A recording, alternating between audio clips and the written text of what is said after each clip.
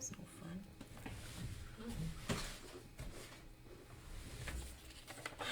So, we are about to begin. Oh, we are live. I was actually working on Facebook. We working. Okay. So, hola everybody. We are going over story number 5 of How Long Till Black Future Month by N.K. Jemisin. I'm currently live on Instagram and Facebook, so have multiple cameras. And so the 5th story is called The Effluent Engine. We took the time out to look up the word effluent. That's EFFLUENT. And what definition did we come up with? It's on the cue cards, my love. Yes. The effluent, a liquid or waste poured into sea or a body of water. So it's essentially like if you put radioactive waste in like the nearest bay. Right. So, why don't you start us off with your summary of what happened in this story? Well, for my summary, I went about that we have a female main character who is the daughter of, in my way of how I put it, like a buffalo rider. He was like the main character or the main leader of a buffalo rider group. Mm. This was kind of like an old classic tale about maybe not revenge, but what is that word called? Vengeance? Yes, vengeance, or like a way of pride. And she was trying to figure out how to what was the chemical called again? Like the one that's already in the tube. She was trying to make it into methane. Mm-hmm. She was trying to make weapons off of it so they can stand up a fight once and for all. Yep. And the way to do that, they had to talk to a white scientist who was the name of Relio. Relio. So the setting of the story is in New Orleans. This is during the time segregation is still pretty heavy. Slavery is also, well, I want to say also, slavery. This is more so during slavery times. There are still slaves and things like that. This is a little bit after the Haitian Revolution. So the Haitians have won the revolution, and this woman, her name is Jemisin. She is in New Orleans. She talks about her journey into getting into New Orleans. It took her a couple months. She had to lie to a few people. She told everybody a different story as to why she was on her way. She told some people she was free. She told some people that she was a white man's mistress. She told some people that she was a white man's love child because she is indeed light-skinned. So she finally gets to New Orleans, and she's talking to this white man, and it's basically an introduction to the fact that she is different and nobody has seen her before. It just shows that interaction with the initial individual in the beginning of the book just goes to show that people don't recognize her. And New Orleans is a very small area, and when new people come, it is very noticeable. So she is bald too. Mm-hmm. So nobody can properly recognize her if she had hair. Mm-hmm. Because she doesn't have any hair. She does not have any hair. She is bald-headed. So she meets Mr. Norbert Rouleau. And Mr. Norbert Rouleau is an engineer. And she talks to this engineer, and she gives him a flask. And she says, smell the flask. So he smells it and inside of the flask, and it's very strong. So essentially what is in this flask is the effluent of the production, well, the effluent from the distillation of rum. So when you distill rum, it creates a waste. And the waste is very strong. It's a very strong gaseous smell, and it makes people sick. So she's showing the man in the flask, and she's saying, can you make this stuff for me? When you distill rum, can you bottle up the waste that's created from the distillation and bottle it up for us so that we can create weapons? Because what's happening now, since the Haitians won the revolution, of course, France is coming in because France still wants to enslave Haiti. Haiti has sugarcane fields, and this is a big moneymaker.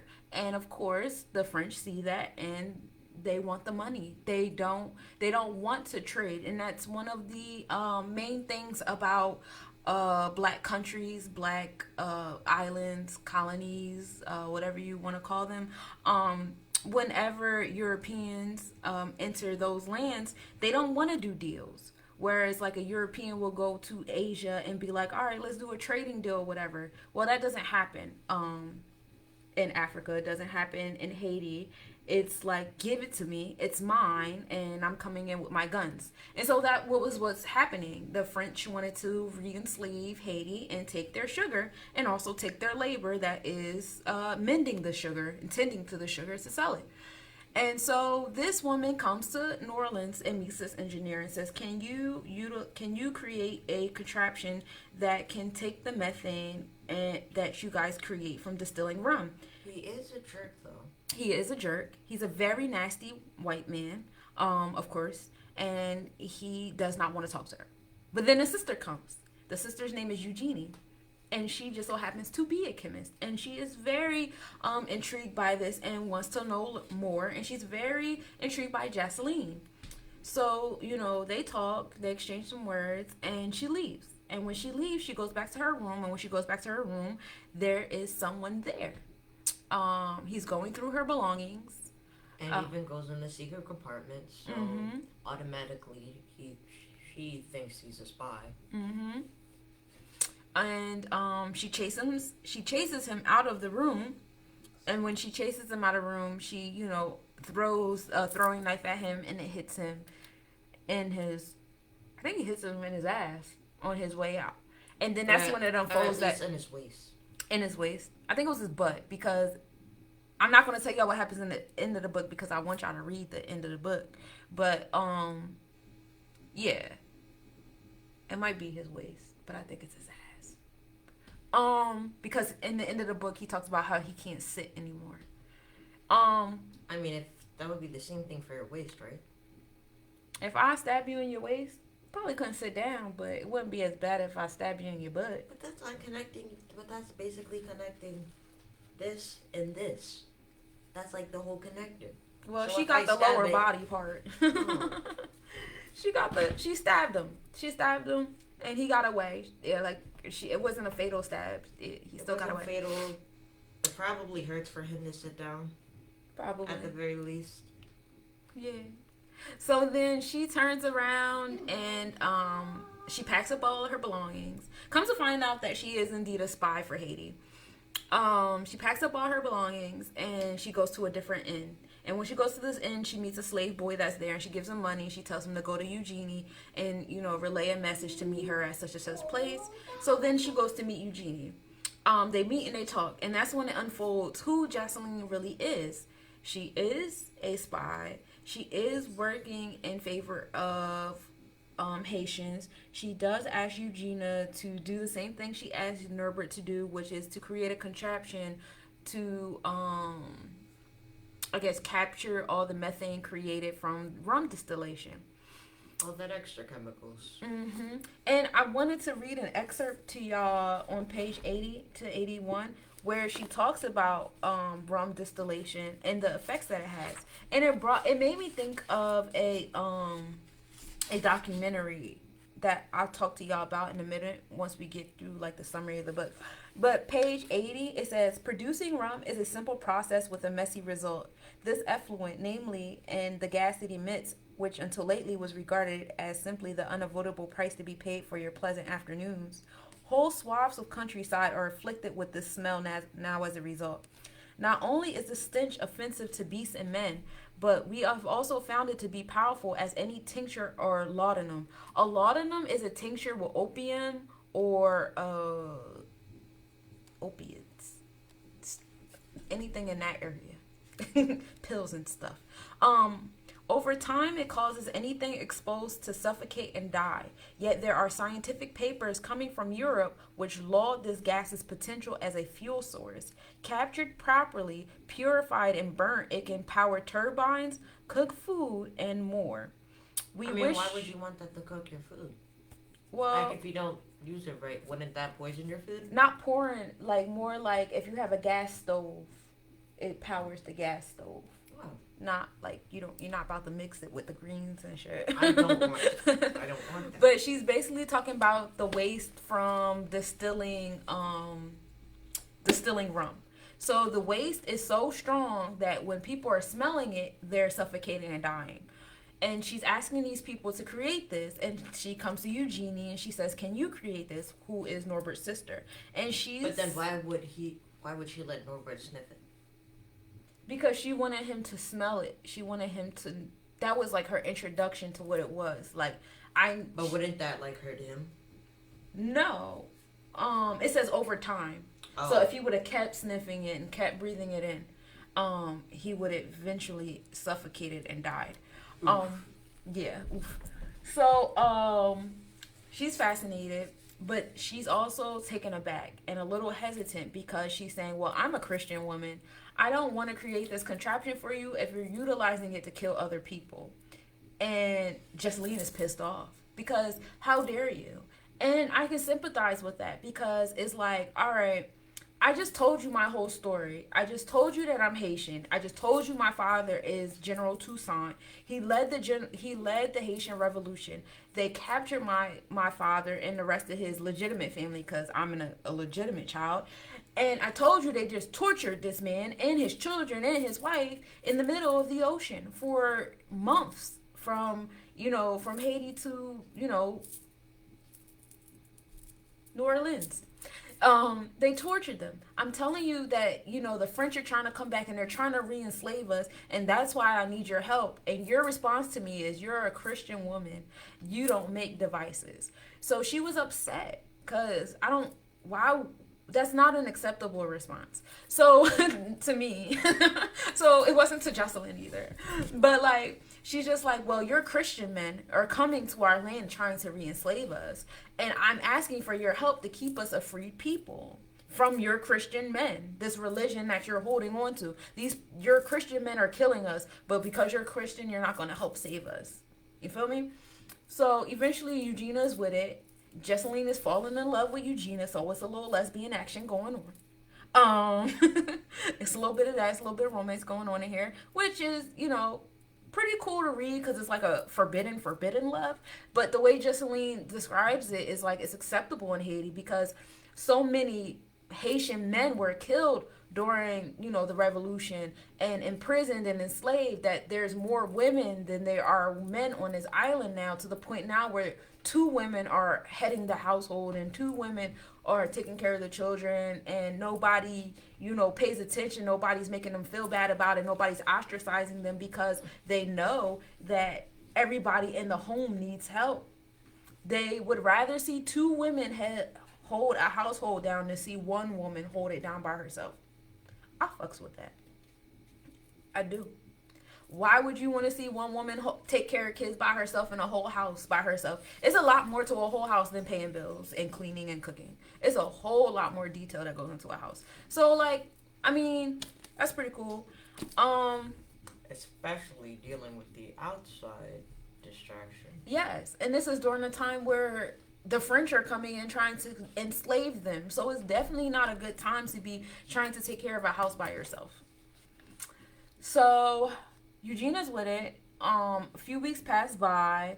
Jesseline dresses up like an older woman and she goes to Eugenia's house to get the plans.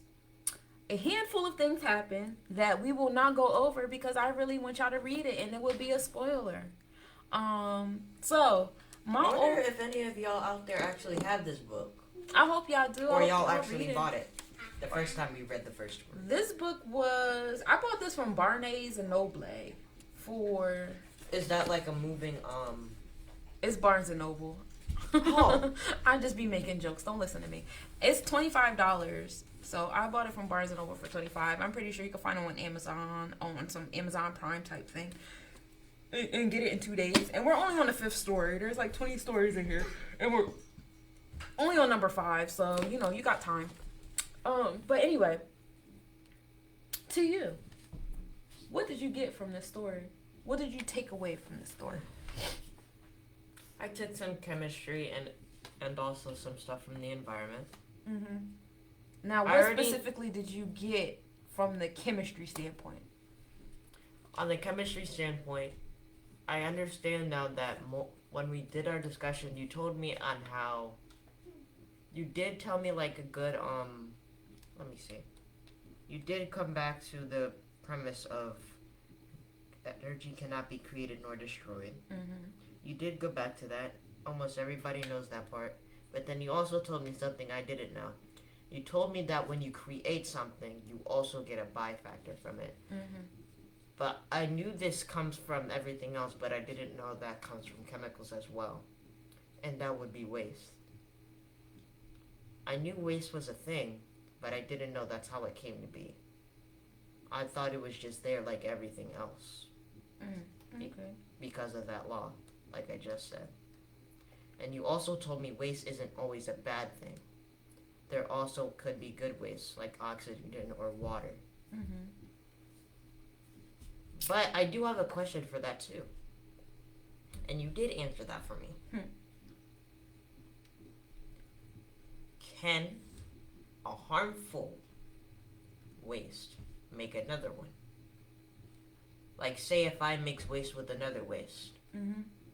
would that come out as harmful or would that come out as peaceful? It really all depends on the chemical. It depends on the element or the compound that you are mixing. That's really all it depends on. And you said that if I mix oxygen with something else, it's probably going to be oxygen. Or at least something close to that. Yeah. Or not all the time, because if you mix oxygen and hydrogen together, you're going to get water. You get H2O. So it really depends on the chemicals that you're mixing together. That determines what the state of the matter is that's going to come out of it, and that also determines the state of the matter of the effluent that comes out of it. So it really is all up to the chemicals that you're mixing, and that those chemical the compounds of and the complexities of those chemicals and how the atoms match the atoms of the other chemicals. So what Zeke is saying today, I gave him an introduction on a chemical equation, because it was a little bit of misunderstanding of what an effluent is in terms of chemistry goes. And so we learned about how there's no energy is created or destroyed. When you are creating a chemical equation, you are creating a balanced equation. So whatever you put on one side of the equation has to be on the other side of the equation, whether it is the product or the waste of the product. Is still the atomic number is still essentially the same, because no energy is created or destroyed. So we did that today. I gave him an example of a chemical equation and I showed him. And then I also related that chemical equation to you actually physically pouring two things together and seeing what the product versus the waste. And then also showing him on an atomic level what it looks like when two bonds come together, and then you still have some bonds on the outside that are not connected to those. So we did a handful of ways to view a chemical reaction, a chemical compound, and that was pretty cool. So that's what he got from the book, the chemistry part of it. What I got from the book was history. I enjoyed the historical part of it, learning about the Haitian Revolution. I thought that was pretty cool. I like to learn about things like that in more detail. I think the fact that our children don't learn about slavery in detail is a part of the issue. We learned about the Holocaust in such detail. We've read so many books and watched so many Holocaust books in such detail. And it was the victims that were writing these books, and it was the victims that were creating these movies. And that's what made the detail even more like real. And I think that we allow our masters, the people who won the war or whatever, we allow them to write the stories. We allow them to write the details. And because we're allowing them to do it, our story is getting whitewashed. Our story is getting sugar coated. The details are being smudged. A lot of things are happening that shouldn't be happening with our story. And so the significance of history during slavery, the significance of the Haitian Revolution, or the details in that, and what our Haitian women did on the forefront in America as well as in Haiti, is just so phenomenal. And we don't know the details because we are allowing the people that tried to conquer us and enslave us to tell us the history and what was happening. We have to start talking to our grandparents. We have to start talking to our great grandparents and our great aunts and things like that, and start getting details of details of details, because that is so important. That's one thing I super love about this book is the detail about this woman who was a spy for Haiti, the detail of her father who was General Toussaint, and the torture that they went through, the detail of the historical events of the Haitian Revolution, and how the French still, even though Haiti won, the French still would not rest. That's the part that we don't hear about. It's like, oh, Haiti won, that's it. No, let's talk about what the French attempted to do. Let's talk about all of the French's attempts. Let's talk about the French's attempt now. You know, the only thing that has changed is the jargon of what we're experiencing. But essentially, we're still doing the same stuff. We're still in servitude type jobs. We're still in these jobs that feed that percentage of people that count. We're still be The only difference now is back then they would tell us to our face, you ain't ish, you are a nigger, you are trash, you're this, that, and the third. Even the people that were trying to be polite couldn't help themselves but to call us a negress or a negro or a nigger. That's the only difference, is that it's a little bit of more sugar on how we socially interact, but essentially it's the same shit. I also love the fact that they touched on how the manufacturing, the factories are in urban neighborhoods where there's mostly black people, because that still applies for today. In urban communities, they call it giving us jobs. But in reality, you're building your factories in urban neighborhoods, and we are the ones that are breathing in and drinking and eating the effluents. We are the ones that are dying from the emissions of these factories. We are the ones that are working in these factories and being inside of those buildings and breathing it in. I worked for a couple of warehouses. I'm pretty sure a lot of people have worked for a warehouse once or twice. And my breathing, since I've quit, is totally different. I breathe so much better than the way I was breathing when I was working in a warehouse. Breathing in all the cardboard in the air, the lack of air ventilation and things like that, and then going outside and looking at the emissions in the air that all of those trucks in that building is producing, and it's almost always in an urban neighborhood. I don't see too many factories and warehouses and things like that in suburban neighborhoods.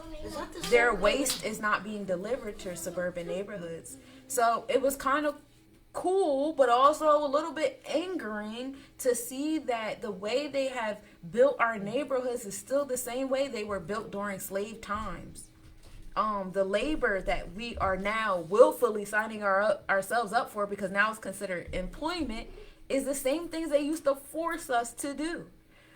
Now we're just volunteering to do it because they offered to give us some cotton paper with a slave owner smiling at us with some eyeballs and some spells written all over it.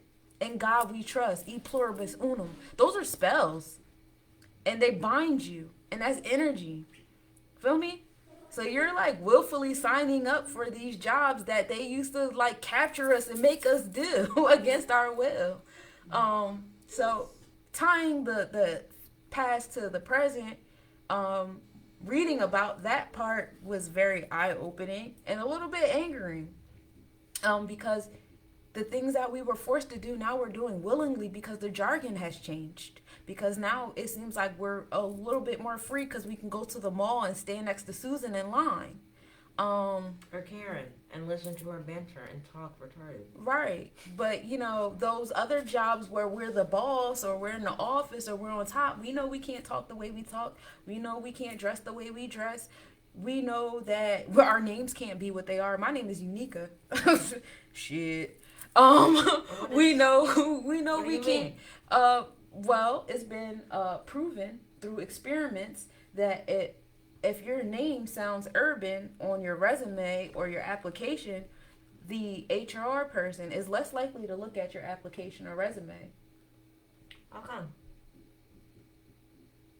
Racism.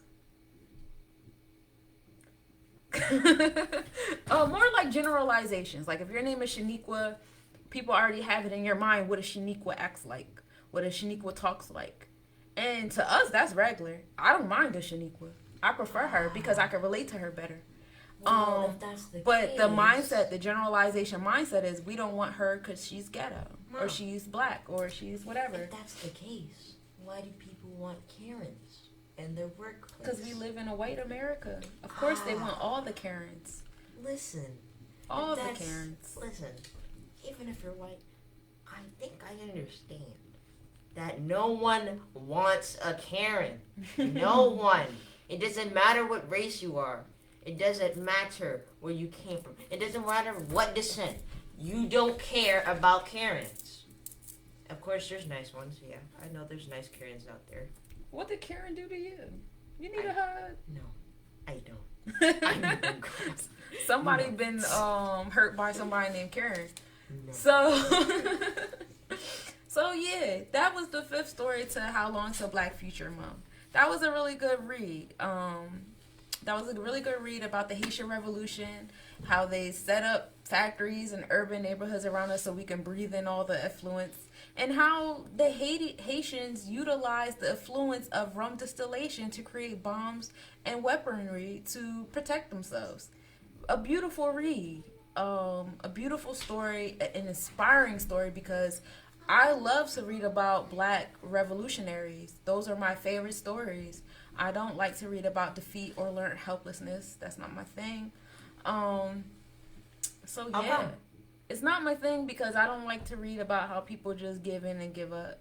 I don't have the give in, give up spirit. I despise talking to people who like to give in and give up because that's not me. I don't like learned helplessness. I can't tolerate. It's weird. It's like it make me angry. It's like an anger that I can't control. Like okay, so I tell y'all out loud what my goal is. My goal is to buy land. Whether I buy land in America, I've been thinking, I actually want to play Monopoly. I want land out west. I want land in Jamaica because that's where my family's from. And I also want to buy land in Africa. Why you want to do For that? obvious reasons. Preferably Benin. But I want to buy land. And when I talk to people about that, it's like this learned helplessness mentality. Why do you want to buy land? You have to buy land. You have to buy it from people. You have to do that. I would rather. So what is your solution? What is your solution? Oh, I'm going to buy a house. You're going to buy a house and not own the land that the house is on? You're just going to keep renting from people? You're just going to keep working for people? Like, I'm trying to take a little bit of peace and a little bit of freedom I can because I don't see black men building an army for us. I don't see black men walking outside like, all right, we ready to fight. It's the revolution. It's happening. I don't see that. So I'm trying to take what little bit of peace and freedom I can create for me and my sons. If my sons want to decide they want to be a part of the matrix, they can. But if they decide that they want to be off grid and remove themselves from the matrix, they have a place to do that. I don't have a place to do that. So I'm going to create one.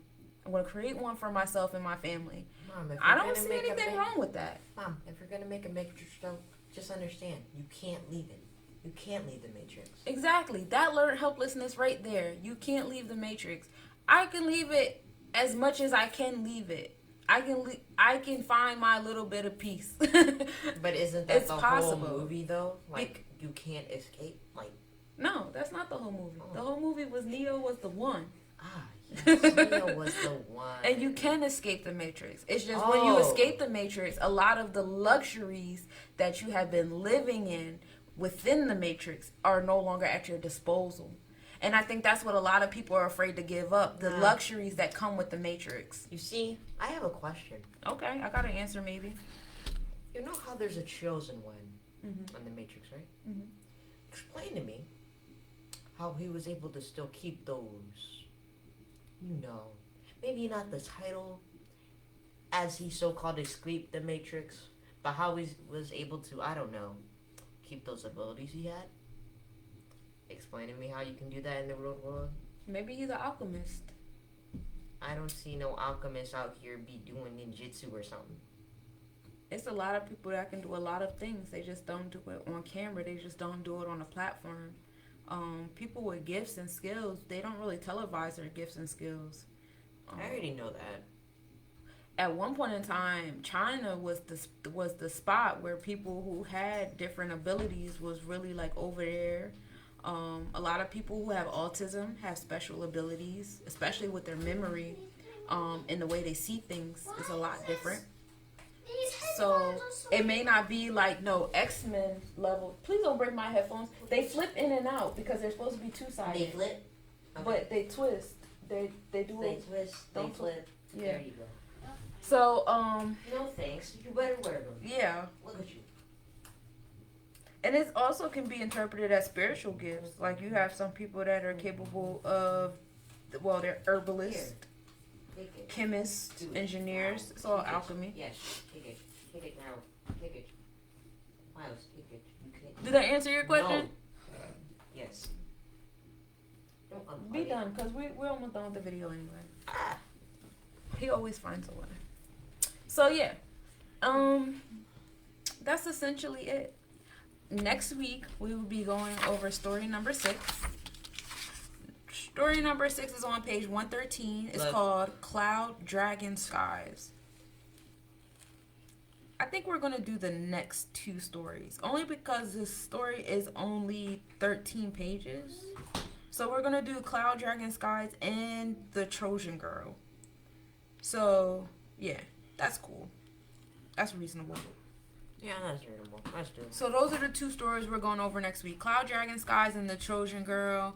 That's about 37 pages. Yeah, that's only 37 pages. That's nothing. So we're going to do that next week. The Trojan Girl and the Cloud Dragon Skies. And that sounds pretty... Cloud Dragon Skies. What are you thinking? Predict. Let's go. I'm thinking of some tribal or jungle girl. Trojan. That's the feel I'm getting. I'm talking about the Cloud Dragon Skies. That story. Cloud Dragon Skies. It's either something with flight, like what were they called? The brothers? The Dragon Brothers? No. The brothers that made the first airplane. The Flight Brothers? Yeah, I know what you're talking about. Begins with a W, doesn't? Right. The Wright brothers. Oh, I said the Flight Brothers. Oh my god. You was close. They was flying.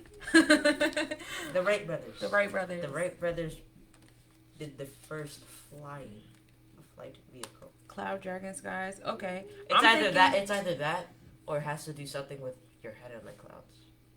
I'm getting more of a How to Train My Dragon vibe, where these people just interact with dragons. I'm trying to be real now, so I that was my first. But guess. this is urban sci-fi. None of this stuff is actuality. This is all fiction, imagination. So this week's one was reality. This week's one was way more realistic than the first 4 stories. Way more realistic. I like her stories because she touches Black history in so many ways. Like each story is a different Black culture. Each story is a different Black culture during a different Black era. And I love it. Like she touches Black witchcraft versus white witchcraft during early Black Renaissance. Then she's touching maybe Earth 2 Black culture during slavery. Like it's just I like this. I kind of want to write my own short Black stories. I think that'll be cool. But I'm inspired, if you will. Oh, and she's my birthday buddy. I think I said that in like 3 videos already. I'm gonna what keep saying happened it. to your universe story? I'm still writing. I'm writing a couple books right now. That universe story you told me about, where everybody's like their own planet or their own universe. I'm still writing that. I've been working on that book for 6 years now. The more I research and stuff, the more I switch things around. I'm a bit of a perfectionist, which is why it's taken me 6 years to write this book. Correct. But when it's done, it'll be done. I'm very excited about it though. I touch all forms of African mythology and I bring it together. Where's the charger? Right here on the floor. You may take object. And then I'm also working on a horror story. Don't unplug it. Just slide it back. But yeah, I really like her take on Black culture worldwide during different time frames. I love the fact that it's not linear either. And she just jumps everywhere, a little bit of everywhere, a little bit of everything. I really, really love this story. It touched my heart in so many places when it comes to the Haitian Revolution and Black people really fighting for theirs, like Haitian spies and Haitian people with legal guns and Haitian people developing bombs and stuff, and like Haitian people fighting the French. I love that. That is so inspiring. Like, I'm not that kind of person that focuses on the fact that Black people died for freedom. I'm one of those people that focuses on the fact that they fought. Like, oh my God, y'all was fighting?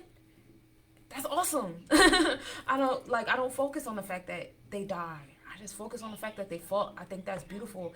That's a part of Metuneter, when Heru, when you're willing to sacrifice yourself for the well-being of all. It's like a certain level of selflessness, you know? I think that's beautiful. I think that's so inspiring. When I think about the death, I think about how they didn't fear it and they went for it. Yeah, you can't fear death. You can't be afraid of death because death is rebirth. No energy is created or destroyed. You have to live with that notion that no energy is created or destroyed. You think you got rid of some energy? You did not. You just passed it on somewhere else. You know what I mean? And I like that. But then where did everybody go? We don't know. They came back, obviously, because we fighting again. Of course. Maybe they went into the weather because we see Mother Earth is upset. Maybe they went into the bees because them bees is fucking them fake hornets up. Maybe they went to the birds because them birds is fucking them 5G You towers think the up. bees are messing with the hornets? The hornets are messing with the bees. Did you not know that? I seen the video, them deadly little wasp things that's coming out. I seen a few videos. Murder hornets. Yeah. Bees are beating them up. And they beating them up too. And guess what we found out? Praying mantises are eating them up. What, the wasps? Yes. Good. They are Good. devouring them. Like, they are destroying their head and they're eating their brains and stuff. Good. I'm like, wow. Fuck these GMOs, man. Fuck them up. Dang. Fuck 'em up. And that's the energy I love. Like, we're not going to allow this genetically modified society to take over our organic society. Let's stay organic. It's actually on TikTok. Let's stay organic. Organic is essential because that is our connection to one another. I have a little bit of fear of the 6 feet rule. I think that that's doing something to our electromagnetic energies and how interconnected our electromagnetic energies are. I don't know why I feel that. I don't know why Spirit gave me those words one night, but Spirit did, and I'm just like going with it. I think it's creating a certain kind of separation. I see it. It's giving people who are already rude more notion to be rude because now they have a mask over their mouth, so now they can't speak for real, especially people that like to stand around you and wait for you to move around out their way instead of say excuse me. That is a red button. It'll get you cursed the fuck out if you do that in my space. I'm telling you, I have cursed so many people out. I don't even like going to the store because I know it's going to happen. You will speak in my presence because I have a lot of manners.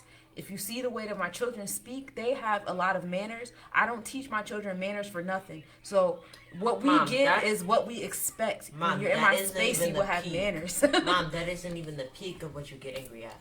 The cars, the driving. I get angry at everything. I can't help it. I'm a Virgo. I don't care. Bro, it's the driving. It's not that. It's the driving. It's everything. Everything. It's just going outside and being around self-absorbed people, period.